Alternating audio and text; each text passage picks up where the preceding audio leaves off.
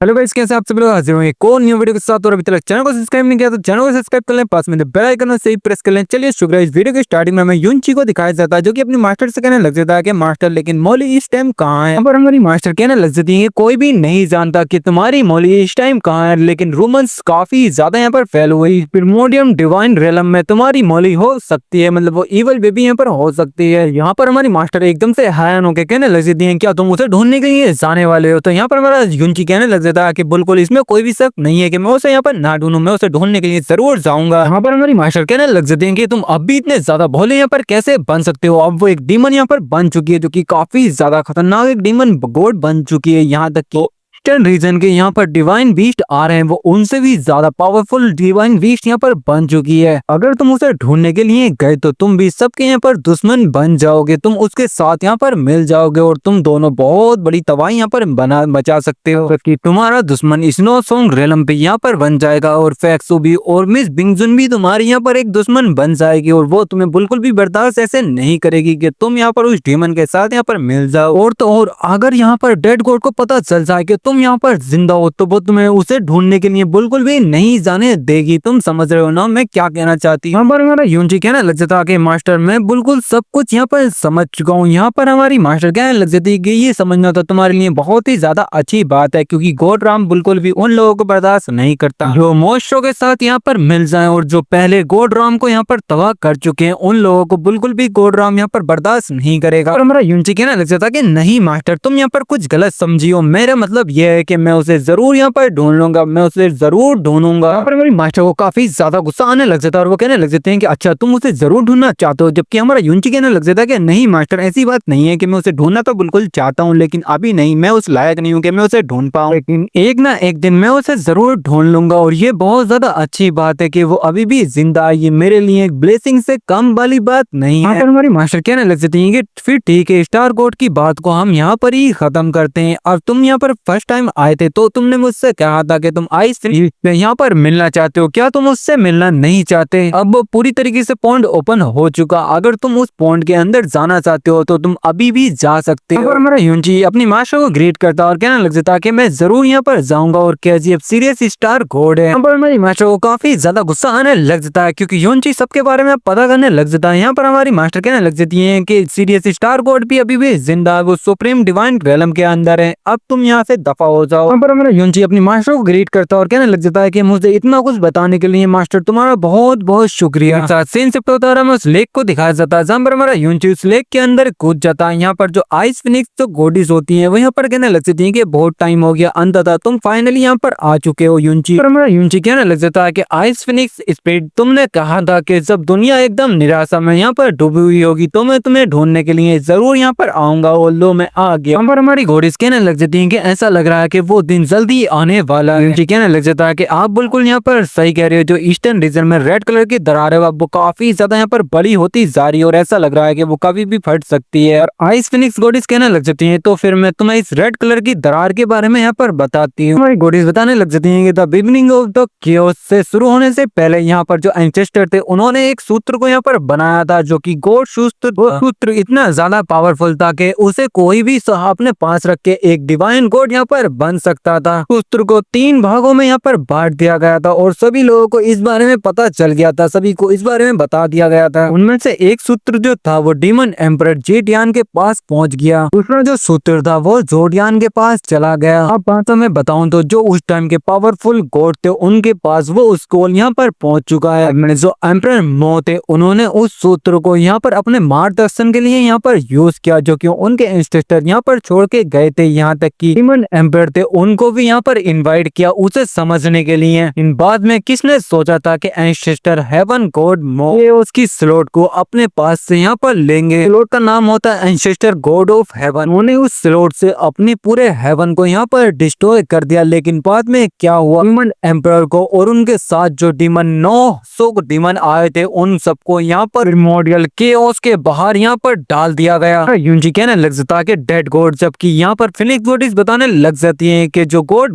मोते उन्होंने बहुत ही ज्यादा गंदा घटिया काम यहाँ पर करा और एक क्षण के अंतर राजा पूरे के पूरे हेवन को यहाँ पर डिस्ट्रॉय करवा दिया उस डीमन एम्परर के साथ, और बाद में उस डीमन एम्परर को इतनी बुरी जगह पर डाल दिया गया। और यही उस लाल कलर की जो दरार है उसका यही रीजन है, वो दरार इसीलिए पड़ रही है और उस दरार के अंदर से आप लोग यहाँ पर निकल सकते हैं, किसी भी टाइम पर वो दरार यहाँ पर फट सकती है। पर मेरा यूनची कहने लग जाता है क्या यही ओरिजिनल है, ऐसा क्यों? गोडिस बताने लग जाती है कि तुमने यहाँ पर सुना होगा उस प्राचीन काल में जो डीमन एम्परर थे उनको यहाँ पर अपहरण कर लिया गया था, मतलब उनको किडनैप कर लिया गया था। जो किया था उस इवल बेबी ने यहाँ पर उन्हें किडनैप किया था और उसने यहाँ पर अपने करियर के लिए स्काई पॉइजन पल का भी यहाँ पर यूज किया था। वांजिंग वुंजिंग यहाँ पर आजाद हो जाएगा, यहाँ तक कि ना ही सच्चे यहाँ पर गॉड बचेंगे ना ही सच्चे यहाँ पर मॉन्स्टर बचेंगे। हालांकि ऐसे कुछ मॉन्स्टर भी हैं जो कि इस सब से यहाँ पर बच चुके हैं। हमारा यूनची गोडिस से कहने लग जाता है कि ऐसा हो सकता है कि हम सब उस केओस से यहाँ पर बच सकते हैं। हमारी गोडिस कहने लग जाती है कि हाँ ऐसा हो सकता है, तुम्हें हेवन डीवन प्लान के पास यहाँ पर जाना पड़ेगा। आधा केओस है और आधी जगह है जो बिल्कुल हेवन की टाइप की है, वहाँ पर हम सब बच सकते हैं। कुछ चीजें मुझे भी हैं जो कि यहाँ पर ठीक ठीक समझ में नहीं आ रही है, क्योंकि चाइनीज में लिखा हुआ है तो मुझे यहाँ पर डब करने में बहुत ज्यादा यहाँ पर मुश्किल हो रही है। तो अगर मिस्टेक हो तो सॉरी इसके लिए। हमारी गोडिस कहने लग जाती है जो ये रेड कलर की जो दरार यहाँ पर आती जा रही है वो यहाँ पर उस डीमन एम्परर के उस 900 डीमन का यहाँ पर बदला होगा। ये दीवार दरार इतनी ज्यादा यहाँ पर फैल जाएगी, ये दरार यहाँ पर फट जाएगी और यहाँ पर ये पूरे का पूरा गोड राम यहाँ पर तबाह हो जाएगा। वो 900 डीमन यहाँ पर इस गोड राम को पूरी तरीके से तबाह कर देंगे। तो यूनची कुछ भी नहीं कह पाता, जबकि गोडिस यहाँ पर कहने लग जाते हैं कि इस युग में कोई भी ऐसा गॉड नहीं है जो कि सच्चा गॉड हो, लेकिन एक डीमन गॉड आकर इस पूरी की पूरी दुनिया को यहाँ पर तबाह करने वाला है। इस केओस के पीछे यहाँ पर 900 लोग ऐसे भी हैं जो कि एक डीमन है और एक ऐसा पर्सन भी है जो कि काफी ज्यादा क्रूअल पर्सन है। और हमारा यूनची कहने लग जाता है कि मैंने यहाँ पर ऐसा भी सुना है कि उस केओस के पीछे एक ऐसी दुनिया है जहाँ पर लाइफ और डेड होती है, जहाँ पर एक बार वहाँ पर पहुंच जाए बंदा तो वहां से जिंदा वापसी नहीं आ सकता, वहां पर आदमी मर जाता है। यहाँ तक कि मुझे ये समझ में नहीं आ रहा कि वो अभी तक कैसे यहाँ पर जिंदा रह सकते हैं। और कहने लग जाते हैं कि अफसोस इस केओस की दुनिया के पीछे एक ऐसी दुनिया है जहाँ पर कोई गॉड भी चला जाए, मतलब एक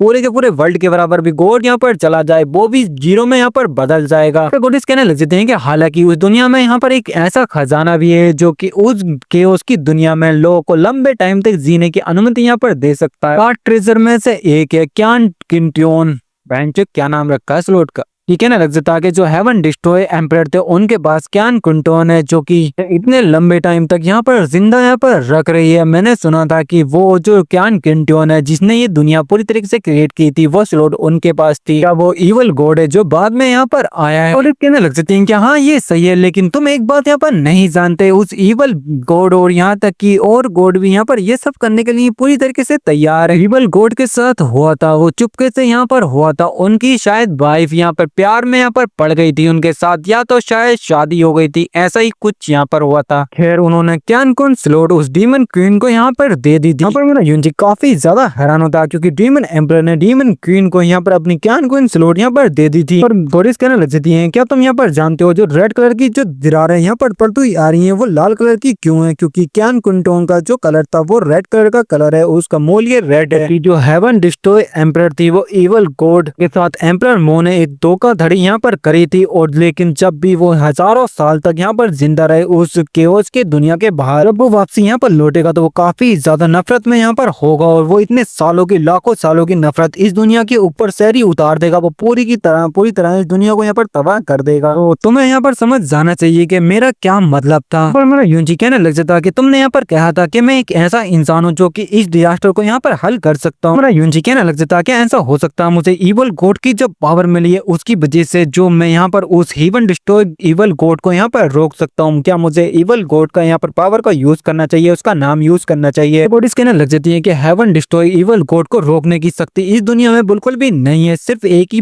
चीज है जो कि यहाँ पर उसे रोक सकती है, वो है प्रेम की पावर। और यही कारण था कि जो इवल गॉड थे उन्होंने इमोर्टल ब्लड का सिर्फ एक ही ड्रॉप यहाँ पर छोड़ा था, वो भी इसी वजह से। भाषा में बताऊं तो जो इवल गॉड थे उनको ये सब कुछ पता था कि ये सब कुछ यहाँ पर होने वाला था। इन्होंने अपनी लेगेसी मतलब अपनी सारी की सारी पावर पीछे यहाँ पर छोड़ दी थी, जो कि युनची को यहाँ पर मिल चुकी है और जिसकी वजह से हमारा युनची इवल गॉड की वाइफ को यहाँ पर रोक सकता है। ये बस यही कारण है। पर गॉडेस कहने लग जाती है कि युनची ना कि तुम्हें इवल गॉड की पावर मिली है, उसकी जो इच्छा थी वो भी तुम्हें यहाँ पर मिली है और केवल तुम ही हो जो कि इस डिजास्टर को यहाँ पर रोक सकते हो और तुम्हारे अलावा इस डिजास्टर को कोई भी यहाँ पर नहीं रोक सकता। यहाँ पर हमारा युनची कहने लग जाता है लेकिन ये लाखों वर्षों की नफरत है, मैं उन्हें यहाँ पर कैसे समझाऊंगा और उन्हें कैसे यहाँ पर रोकूंगा। क्या मैं जो इवल गॉड की अंदर जो उनकी प्यार था वो सबके बदले में यहाँ पर उन सबको यहाँ पर रोक सकता हूँ, मतलब गॉडेस को यहाँ पर रोक सकता हूँ। क्या मैं यह इसलिए रोक सकता हूँ क्योंकि मेरे पास इवल गॉड की पावर है, उनकी लेगेसी अभी भी मेरे साथ है। यहाँ पर हमारा युनची काफी ज्यादा डर रहा होता है क्योंकि वो एक डीमन है और यहाँ पर हमारा युनची कहने लग जाता है एक और तो और वो काफी बड़ी यहाँ पर राक्षस है, एक डीमन, और यहाँ तक कि उसे काफी ज्यादा नफरत भी है। मैं उसे यहाँ पर कैसे रोक सकता हूँ, मुझे बिल्कुल भी समझ में नहीं आ रहा कि मैं उसे कैसे समझा के यहाँ पर रोकूं। और गॉडेस कहने लग जाते हैं कि युनची बिल्कुल भी परेशान मत हो, मॉन्स्टरों के बीच में जो प्यार होता है वो काफी ज्यादा गहरा होता है, चाहे वो एंशिएंट टाइम हो या अब हो। और गॉडेस कहने लग जाते हैं कि मैं मानती हूँ कि वो डीमन एम्परर है और डीमनों को यहाँ पर गॉड है, लेकिन यहाँ पर कोई भी ऐसा रोमांस नहीं है कि वो यहाँ पर काफी ज्यादा गुस्से वाला डीमन है। यहाँ पर हमारा युनची भी कहने लग जाता है लेकिन मैंने भी इस बारे में बिल्कुल भी नहीं सुना कि यहाँ पर डीमन एम्परर ऐसी है। यहाँ पर गॉडेस कहने लग जाती है उस इवल गॉड के बारे में दोबारा से तुम्हें यहाँ पर सोचना चाहिए, वो बहुत ही ज्यादा अच्छी गॉडेस है जो की विश्वास करती है और एकदम न्याय करती है। यहाँ पर गॉडेस दोबारा से कहने लग जाती है कि जो इवल गॉडेस थी, जो इवल एम्परर थे, वो उनके साथ शादी यहाँ पर कैसे कर सकती थी, अगर उनके अंदर बिल्कुल भी इंसानियत यहाँ पर नहीं रही थी तो उनकी वो प्यार उनसे कैसे कर सकती थी, यहाँ तक कि शादी भी उन्होंने उनके साथ कर ली एम्परर के। यहाँ पर हमारा युनची कहने लग जाता है कि मैं तुम्हारी बात पूरी तरीके से समझ रहा हूँ लेकिन मैं एक इवल गॉड तो बिल्कुल भी नहीं हूँ, यहाँ तक कि मुझे तो सिर्फ इवल गॉड की पावर यहाँ पर मिली है। पर गॉडेस कहने लग जाती है कि हाँ मैं जानती हूँ कि वो इवल गॉडेस से यहाँ पर प्यार करती थी और उनके लिए अभी भी उनकी फीलिंग है, लेकिन मैं ये नहीं जानती कि जिसके पास इवल गॉड की पावर होगी उसके लिए भी उनके दिल में फीलिंग है, ये क्या है। यहाँ पर गॉडेस कहने लग जाती है कि मैं तुम्हारी इन सारी बातों को यहाँ पर पूरी तरीके से समझती हूँ लेकिन तुम्हारे पास इवल गॉड की पावर के अलावा भी और भी कुछ यहाँ पर है, ये जो सहायता है वो इवल गॉड की पावर और उसकी इच्छा के अलावा भी यहाँ पर बड़ी होगी। ये युनची की हेल्प क्या है ये तो हमें नहीं पता। और इसी के साथ ये वाला चैप्टर यहाँ पर खत्म होता है। आई होप तुम्हें वीडियो अच्छी लगी हो, वीडियो अच्छी लगी हो तो लाइक करना, शेयर करना, कमेंट करके जरूर बताना कि तुम्हें वीडियो कैसी लगी। Thank you for watching, bye bye.